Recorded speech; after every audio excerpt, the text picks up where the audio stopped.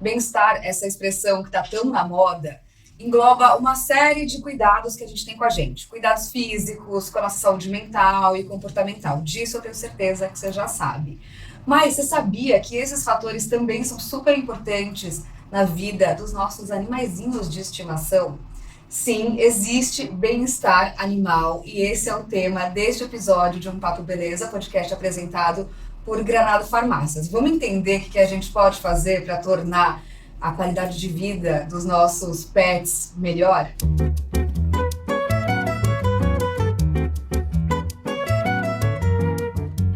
Sejam muito bem-vindos, eu sou a Vânia Goy e hoje a gente vai receber dois convidados muito especiais para falar desse assunto.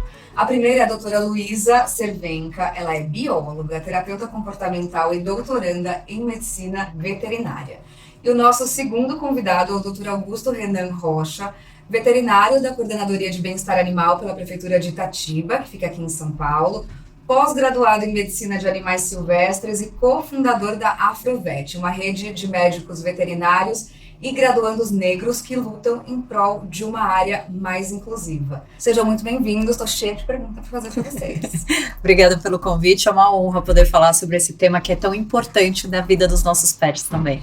Também agradeço muito pelo convite, espero poder esclarecer um pouquinho as dúvidas, né, que muitos tutores têm. Bom, vamos lá. Primeiro, Luísa, eu queria saber o que faz exatamente uma consultora comportamental e por que é importante a gente falar de bem-estar também para os nossos animais. A gente está vivendo uma área que a gente chama da humanização ou antropomorfização. Quando a gente olha o nosso pet, o nosso cachorrinho, o nosso gatinho, muitas vezes a gente olha ali um bebê pequenininho peludo.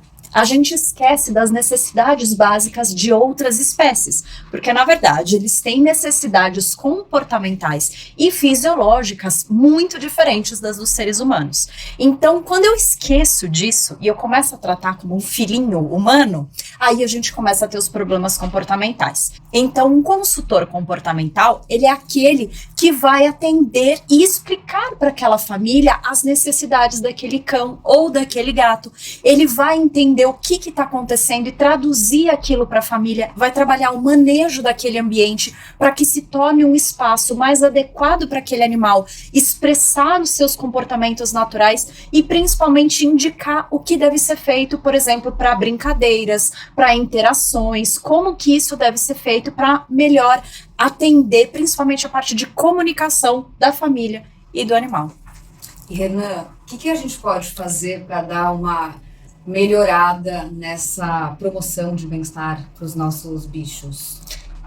Primeiramente, falando enquanto veterinário, né, o mais importante pensando na saúde do animal, primeiramente, sempre estar com a parte clínica em dia, então questão de vacinação, sempre estar levando o animal para consulta, muito importante. Bichinhos também fazem check-up, que nem a gente. Sim, com certeza. Até porque muitas vezes a pessoa, como ela está acostumada com o animal em casa, de repente ela não consegue observar alguma coisa que pode indicar algum início de doença para esse animal. Então a gente, enquanto clínico, enquanto veterinário, a gente tem essa função.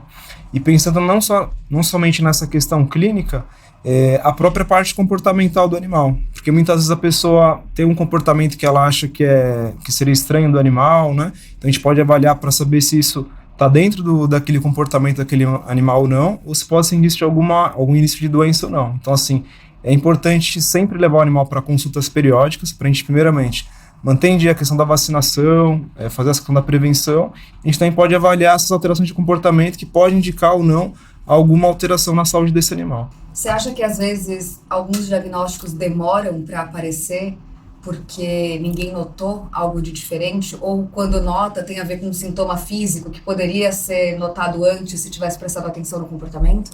Com certeza, porque a pessoa que está acostumada com o animal já, muita coisa passa despercebida. Ela de repente acha que é uma mania, né? Então ela acaba deixando passar. Por exemplo, se o animal lambe muito a patinha, né? Tem alguma coceira, isso pode indicar um sinal de alergia. E a pessoa acha que por ele coçar sempre é uma coisa normal, mas não, pode indicar alguma alergia. Dentre outros fatores, né? Então por isso que é importante fazer sempre esse acompanhamento. Quando tiver qualquer alteração, falar com o seu médico veterinário para indicar a alteração, para a gente ver se realmente é uma coisa normal ou não. E assim, dentro dessa parte de comportamento, quando a gente fala de cães e gatos, né? tem muitas diferenças. Então, é muito importante levar até para a gente conseguir demonstrar essas diferenças, né? Sempre for necessário a gente atuar da forma clínica. Né? E muitos dos comportamentos inadequados podem ser decorrentes de dor, por exemplo. Sim. Então, a clínica é sempre soberana. É muito importante fazer check-up e o acompanhamento com o médico veterinário, exatamente porque muitas vezes o comportamento, às vezes uma agressividade do nada, é que pode denotar, por exemplo, uma dor. No caso de gatos, que eles são caçadores, mas eles também são presas, eles são perfeitos para esconder sintomas. Então, precisa fazer o check-up com o médico veterinário sempre. Exatamente, como a Luísa falou, essa questão comportamental, quando a gente compara a questão do cão e do gato, né? Assim, eu que trabalho também com animal silvestre e exótico, tem muita questão que ela falou. O gato, nesse quesito, se compara muito. Porque o cachorro, geralmente, quando tá com dor ou alguma outra coisa, ele demonstra de forma muito mais evidente. Sim. O gato não, foi o que ela falou, ele esconde até o último momento. Então, de repente, até você conseguir perceber que alguma alteração, a doença pode estar avançada. Então, realmente, essa questão do acompanhamento veterinário é muito importante. Perfeito. Agora, Luísa, quando as pessoas procuram a sua ajuda, quais são as principais queixas relacionadas ao comportamento?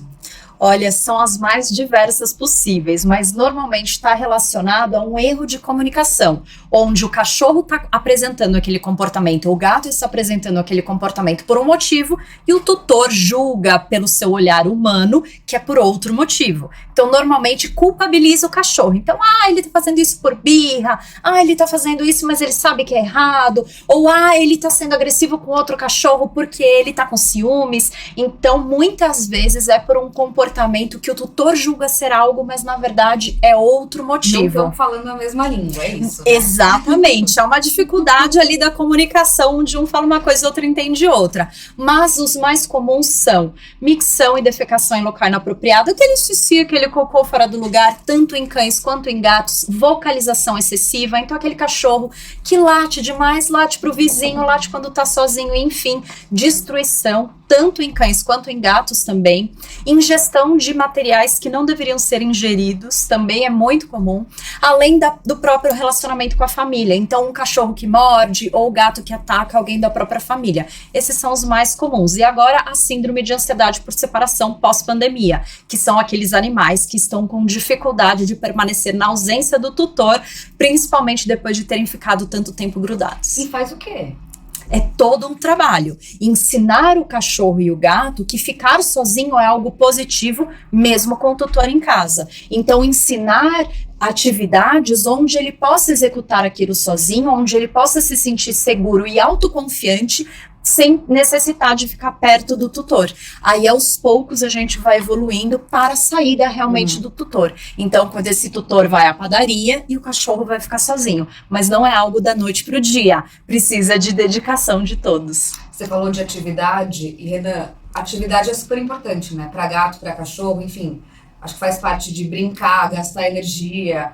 E a gente, quando fala desse assunto, sempre pensa, vou levar o cachorro para passear, dar uma volta no quarteirão. Mas dá para fazer mais, né? Além disso, o que você recomenda para cães ou gatinhos que precisam gastar energia? Com certeza. Eu acho que assim, uma coisa que é muito importante, que muitas vezes a pessoa tem a seguinte visão, né? De repente passei com meu gato 2 vezes por dia, de manhã e de noite, ele vai, urina, defeca, faz necessidades, já é o suficiente. Mas não, né? Aquele animal, aquela vida, ele tem necessidade daquela interação. Então só o fato de você ter uma maior interação com o animal, ter brincadeiras com ele no dia a dia, é uma coisa que para ele funciona como um fator que vai diminuir o estresse dele. E assim, de brincadeiras, hoje em dia tem muita opção quando a gente procura pet shop. Uma coisa que eu acho bem interessante são os dispersores, que a gente coloca geralmente como se fosse um plástico, né, uma bolinha, que você coloca alimento ou alguma outra coisa, sim, ele vai girando e o animal vai pegando. Então é uma coisa que funciona como distração. Tem outras brincadeiras, outros brinquedos também, mas essa é uma das coisas. Mas o que eu acho importante é a pessoa ter essa ciência, que o animal ele não é só aqueles momentos chaves, né? É o tempo todo, né? É uma vida que você realmente tem que dar atenção. E até quanto à questão a brincadeira mesmo, a gente difere a questão do cão e do gato. Porque o cachorro é aquela coisa, a maioria deles, não todos, logicamente. Quando você chama, ele vem. Então, aquele animal que ele sempre quer estar interagindo. O gato, não. O gato, assim, é muito de acordo com o momento que ele está. Então, de repente, vai ter um momento que ele quer ficar mais sozinho no canto dele, a hora ele vai querer brincar. Então, assim, além da gente fazer essa brincadeira, a gente tem que entender cada animal. Porque, assim como a gente, cada animal tem uma personalidade diferente. Então, assim, não é porque eu tenho, de repente, um Shih Tzu, que o Shih Tzu da minha sogra vai ser igual ao meu. Podem ser animais totalmente diferentes. É importante a gente sempre pensar nessa individualidade de cada animal. Acho que você falou uma coisa interessante, porque às vezes eu tenho a sensação de que as pessoas que têm cachorrinhos ou gatos, eles esperam que os bichinhos estejam dispostos na hora em que os tutores estão, mas na verdade eles também têm ritmo, né? E a gente tem que lembrar de também fazer parte do ritmo deles, porque senão não adianta você estar exausto uma semana, só levei pra passear, não tenho paciência pra brincar, não pode, né? Exatamente, mais do que isso, né? A gente não pode ter um animal a nosso serviço. Sim. É uma vida que tá ali que a gente deve cuidar e que a gente deve respeitar. Então, cada um tem a sua personalidade. E não importa se seu chefe brigou com você, se você tá cansado, se é semana de prova, o cachorro tá lá com as suas necessidades. E muitas dessas necessidades só serão atendidas a depender da pessoa. Como, por exemplo, o passeio, que é muito mais do que um exercício físico. No passeio, eu vou ter uma comunicação, que é a comunicação química, que é super importante, onde ele vai não só deixar o seu cheiro, mas também receber muitas informações ali. E isso depende do ser humano. Tem que depender. Não pode ter aquela voltinha, né? Que eu solto meu cachorro para dar uma voltinha. Não pode. A gente sabe o quanto isso é maléfico, não só para o cachorro, mas para todo o meio ambiente. Então é importante eu prestar atenção nas necessidades do meu animal e não só nos meus cansaços. Sim. Agora, você dá várias dicas no seu perfil sobre como evitar esse estresse e esses comportamentos ditos negativos que os animaizinhos possam ter. E aí eu queria saber quais são os principais sinais que nós, tutores, devemos observar quando esses problemas começam a aparecer. Eu sei que eles não são uma unanimidade, acho que como o Renan disse, não só difere de gato para cachorro, ou para raça, ou para personalidade, mas tem coisas que são comuns? O comportamento, muitas vezes, ele serve como um sinal de alarde de que alguma coisa não está bem. Então, o importante é a gente observar o comportamento desse animal desde que ele chegou na nossa casa, porque é a alteração de comportamento que muitas vezes vai denotar alguma coisa. Primeiro ponto, sempre levar ao médico veterinário. Porque essa alteração de comportamento pode denotar alguma questão clínica que não é comportamental, ou mesmo que haja um percentual comportamental, a clínica é sempre soberana. Então isso deve ser tratado com o médico veterinário. Mas com o comportamento a gente sempre pode trazer um melhor ou um maior bem-estar para esse animal, onde a gente vai muitas vezes antever problemas. O melhor não é curar problemas, mas antever os problemas. Por isso a melhor coisa é: ganhou o cachorrinho, tem um bichinho novo em casa, já busque a orientação de um profissional do comportamento, para que a gente não venha a ter problemas, para que a gente já antecipe e ofereça um ambiente que ele possa expressar todo aquele comportamento natural. Mas principalmente a gente trabalha já com comportamentos que são naturais do cão, mas que para o ser humano é angustiante. Por exemplo, o latido. Muita gente me procura porque o cachorro late incessantemente. O problema não é latir é normal. O problema é por que ele só fala gritado? Por que ele só utiliza essa comunicação? Será que não é porque ele tentou se comunicar de uma forma mais tranquila, branda, e ninguém prestou atenção? Por que aquilo está acontecendo? Acho que essa é a principal questão. Entender a motivação daquele comportamento, para daí a gente efetivamente tratar. É claro que no meu canal eu dou um monte de dica, mas é para tentar ajudar a população em geral. Mas o ideal é a gente entender motivo por motivo, para daí saná-los. Agora, Renan, você falou que você tem 3 cães. Isso. E quando a gente quer, por exemplo, adotar um cachorro que já é adulto, ou mesmo você tem um adulto em casa e chega um filhotinho, eles não se dão bem, é possível dar conta dessa situação? É possível, mas para esse tipo de situação, assim, quando é filhote, geralmente acaba sendo mais fácil, né? Que eles estão naquela fase de um conhecer o outro, é mais simples. Quando se trata de um animal adulto, ou 2 animais adultos, o ideal realmente é procurar ter a orientação de um especialista em comportamento animal, principalmente devido à questão da agressividade. Porque tem animais que geralmente a gente, de repente, pode pegar um animal na rua, pode ser adotado, pode se dar super bem. Mas se tiver em casa, de repente, um animal com comportamento agressivo e dominante, pode representar um risco. Sim. Então tem que tomar esse cuidado. Mas quando a gente fala, por exemplo, das espécies, né? 2 cães, por exemplo. Se forem filhotes, geralmente é mais fácil. Mas, de toda forma, seria importante, além do atendimento veterinário, procurar um especialista em comportamento animal, porque desde pequeno você já acostuma aquele animal, né, a ter uma rotina. Relacionar com outros também, né? Exatamente, ter uma rotina, porque isso evita problemas. Porque qual é o grande problema, né? Geralmente não se faz a prevenção. Só se procura o especialista, o profissional, quando já tem um problema. Então, a gente procurando desde o início já evita esse tipo de situação. Por exemplo, quando se tem um cão e um gato, daí vai depender muito também do local que a pessoa tem. Porque que acontece? Cão e gato são animais que têm comportamentos totalmente diferentes. Então, por exemplo, se você tem um cão e um gato na mesma casa, você tem que ter um espaço ali para que o gato possa se afugentar. Que vai ter uma hora que o cachorro vai querer brincar o tempo todo, o gato não vai querer. Sim. Então é importante ter um local onde o gato possa se esconder para ele ficar mais ausente. 2 gatos. O gato, quando seu comportamento entre 2 gatos, varia bastante. Muitas vezes tem gatos que dão muito bem, acabam interagindo, e tem gatos que muitas vezes não se suportam. Então, de repente, quando um gato está, de repente, em algum local, o outro gato não consegue ficar, devido ao estresse, devido à questão da dominância. Então, é importante... Não adianta querer deixar os 2 na mesma sala enquanto você sai, né? Exatamente. Então, assim, acho que sempre quando a gente vai querer, de repente, ou adquirir um animal, ou adotar, ter essa ciência. Qual espaço que eu tenho? Será que esse espaço é adequado para esse animal, para esse cachorro, para esse gato? Então, sempre procurar pensar nisso, né? E sempre procurar um veterinário até antes, para já fazer essas recomendações, e também especialista em comportamento animal, porque como foi falado já, por essa questão de se tratar o animal assim como pessoa, né? A gente acaba desvirtuando um pouco o comportamento dele, ou não entendendo. Então isso acaba sendo um erro grave. Às vezes a gente acha que é um comportamento errado, não, é um comportamento do animal, do nosso pet, né? Só eles têm personalidade, gente. Exatamente. Eles não são humaninhos. Exatamente. É isso. Mini humaninhos peludos. Mini humaninhos peludos que a gente quer vestir e não. Já entendemos, né? Tem que ter limite aqui. Agora, gente, o seguinte, se a gente não tá bem psicologicamente, o cachorro, ou o gato, ou o bichinho de estimação pode ser afetado por essa condição emocional? Totalmente, porque o cachorro, muitas vezes, ele acaba lendo o ambiente através do tutor. Então, imagina que a gente tá aqui numa sala e tá todo mundo normal, a gente tá conversando, de repente, do nada você começa a levantar e começa a andar de um lado pro outro, eu vou virar pro Renan e falar, tem alguma coisa acontecendo, a gente não deve estar ouvindo ou vendo alguma coisa. E a gente começa a ficar nervoso, porque você está nervosa. Então, muda o ambiente, muda a forma como o ambiente acontece. Então, um ambiente, por exemplo, uma casa onde tem um tutor mais ansioso, o cachorro tende a ficar mais ansioso. Uma casa onde tem uma pessoa insegura, tensa, o cachorro tende a ficar mais tenso e inseguro. Na casa que tem uma pessoa que é mais para baixo, que não gosta de se movimentar muito, o cachorro também vai seguir isso.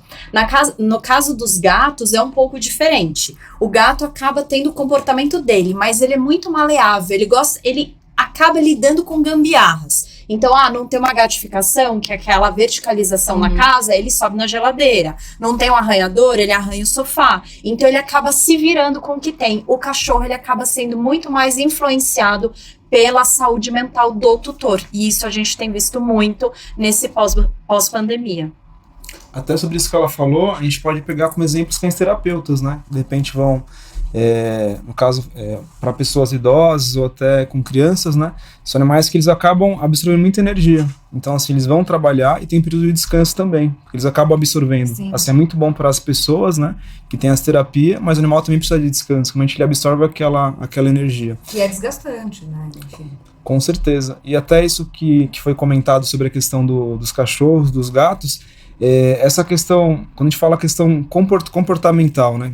Quando a gente pensa um pouquinho em questão de doenças, né? Que pode acabar acarretando. Por exemplo, o gato. O gato, ele tem necessidade de ter uma rotina. Quando a gente muda a rotina de um gato, é muito comum a pessoa falar, meu gato está urinando em determinado local. Primeira coisa que pergunta, mudou alguma coisa da rotina? Geralmente, na maioria dos casos, tem uma mudança na rotina.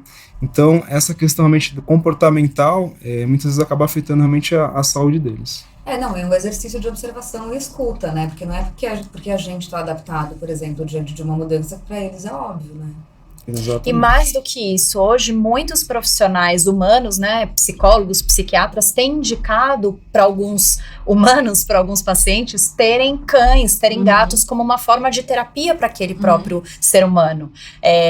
pode ser uma ótima alternativa, como no caso dos cães terapeutas, mas a gente não pode colocar a responsabilidade da melhora da qualidade de vida, da melhora da saúde mental num animal.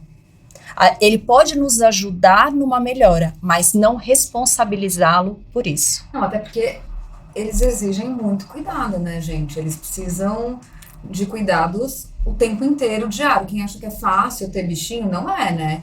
Não é só essa parte, enfim, check-up, atenção, mas no dia a dia dá um super trabalho, você tá super atento, né? Exatamente, igual a gente estava falando sobre brinquedos, enfim, muita gente esquece que ele precisa ter isso todos os dias. Não é simplesmente, hoje é domingo, não tenho o que fazer, vou aqui fazer uma garrafa PET com um furinho para colocar ração dentro. Não, ele precisa disso diariamente, ele precisa ter uma rotina com horários bem estabelecidos, não só com passeio, mas também com treino, com enriquecimentos ambientais, com elementos que ele possa liberar o estresse dele também, porque o estresse do cachorro não é ir pro banco pagar conta, não é lidar com o chefe, é o tédio, ficar sem fazer nada. Então precisa ter, ele demanda muito. Renan, a gente estava falando de maus tratos, eu queria que você falasse um pouco disso, que eu achei uma explicação tão boa que a gente estava conversando antes de começar, porque não tem a ver só com violência, né? Tem a ver com falta de cuidado. Exatamente, porque assim, quando a gente fala a palavra maus tratos, né? O mal, você pensar, depende de alguma violência, bater no animal. Lógico que isso seria a expressão mais forte de maus tratos, mas com certeza não é só isso. Então, assim, pensando de uma forma bem prática, tudo que coloca o bem-estar do animal em risco ou acaba diminuindo o bem-estar do animal, a gente pode considerar como maus tratos. Então, hoje em dia, a gente tem a questão das leis, né, que até pra gente, quando tem alguma coisa mais grave, para punir esse tipo de maus tratos, mas quando a gente fala de coisas mais simples, coisas básicas, né, você não dar alimentação adequada para o animal, não deixar o animal com água, é maus tratos. Aquilo não vai fazer bem para o animal. A mesma coisa, se o animal fica em um espaço muito reduzido ou acorrentado o tempo todo, ele vai estar estressado ali, vai mudar o comportamento, pode ter o que a gente chama de comportamento estereotipado, né? O animal começa a rodar ou até latir demais, então isso é uma coisa que, dependendo do tempo que ele fica, é até uma coisa difícil da gente conseguir modificar. E da mesma coisa, indo mais para minha área, a questão de você deixar de prestar assistência veterinária para esse animal. Então, se o animal começa com uma coceira ali, vai evoluindo, o animal começa a ter muita queda de pelo, começa a ter uma dermatite mais grave, tem que levar no veterinário. A gente não pode esperar até o animal, no caso, tá naquele estado mais grave até levar, então tem que levar.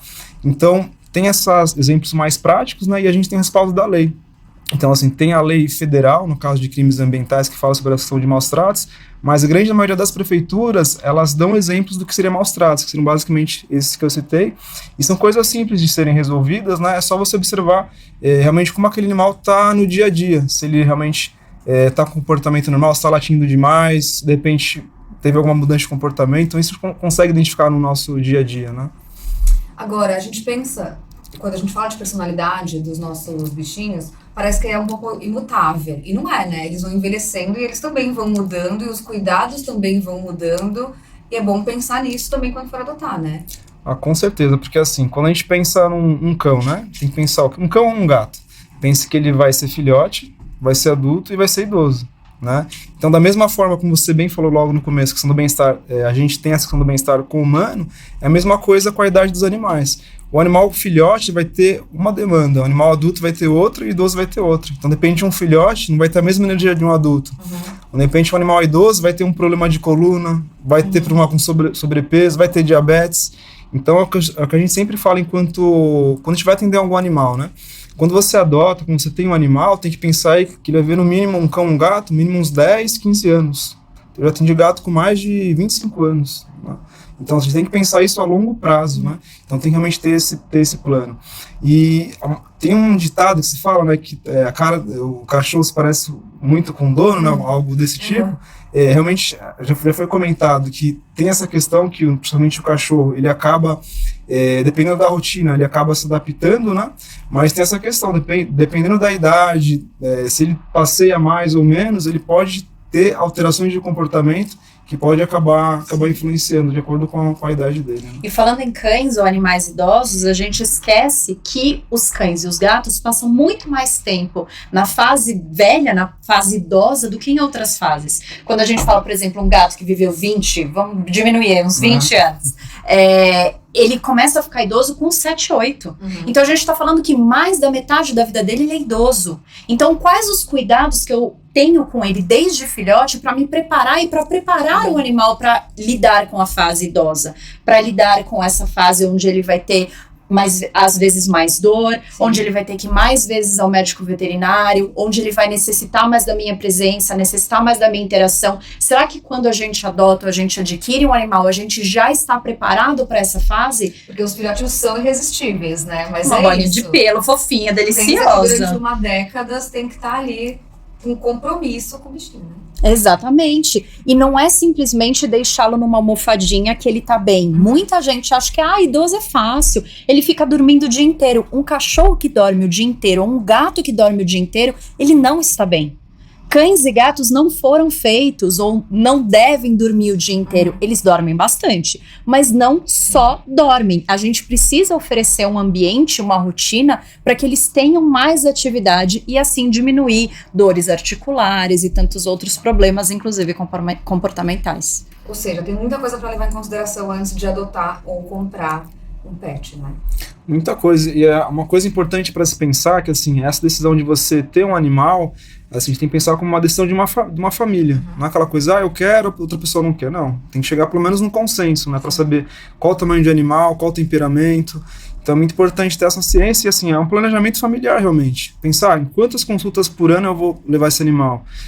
As vacinações. Então, assim, tem que ter essa noção, porque depende, se acontecer uma emergência, tem condição de cuidar desse animal, tem que pensar em tudo isso, né? Porque senão, no final das contas, o animal pode acabar sofrendo. Então, realmente, é um planejamento familiar da família, né? Pensando no bem-estar desse animal. Sim. E, Luísa, quando a gente pensa em comportamento, isso tem tudo a ver com o tutor, né? Quase que mais com o animal, né? Na verdade, a gente muda o comportamento do tutor. E o tutor mudando o seu comportamento perante o animal é que a gente vai ver uma mudança no comportamento do animal. Então, a terapia comportamental, ela tem 3 pilares. Uma é a parte clínica, que a gente precisa do médico veterinário, a gente precisa muitas vezes de medicação mesmo, de psicofármacos, de feromônios, pode entrar também acupuntura, aromaterapia, fitoterapia, enfim. A gente tem uma parte ambiental, que é o manejo ambiental. Então, como que eu vou adequar essa casa? E daí eu não vou falar pro cachorro, então, traz um brinquedinho, eu vou falar pro tutor. Compra tal brinquedo, vamos fazer de tal forma. E a terceira parte, o terceiro pilar, é a modulação comportamental, que eu vou trabalhar o adestramento, a desensibilização, contracondicionamento, enfim, técnicas para alterar aquele comportamento. Mas quem vai executar aquelas técnicas? Sim. O tutor. Então, eu vou passar aulas ou eu vou passar ensinamentos para esse tutor para que ele mude a atitude dele, para que o cachorro ou que o gato mudem também. Ou seja, não é bem-estar animal com terapia pra gente, né? É isso, pra saber lidar com eles. Com educação de bem-estar animal para seres humanos. Porque isso a gente não foi muito bem capacitado ou educado ao longo da nossa vida. Então a gente acaba tratando os cachorros como a gente sabe, que é com o ser humano. Então às vezes tem essa falha aí no meio do caminho. Por isso nós, terapeutas comportamentais, estamos aí no mercado para ajudar na melhora dessa qualidade de vida da família inteira, né? Gente, eu adorei essa conversa. Eu tenho certeza que você que tá ouvindo e assistindo, porque dá pra assistir esse episódio em vídeo, se identificou com um monte de coisa errada, talvez você esteja fazendo, né? Queria que vocês deixassem um recadinho final e também como é que a gente encontra vocês nas redes sociais para acompanhar o trabalho tão inspirador que vocês contaram aqui. Bom, então tem o meu YouTube, que é youtube.com/Luísa Cervenka, tem o meu Instagram também, que é o @Luísa Cervenka, Luísa com Z, Cervenka com C no começo e K no final. E eu acho que é muito importante a gente se despir dos nossos julgamentos humanos quando a gente interage com uma outra espécie, seja cão, seja gato, seja qualquer outra espécie. A compreensão e a empatia com uma outra espécie nos torna melhor.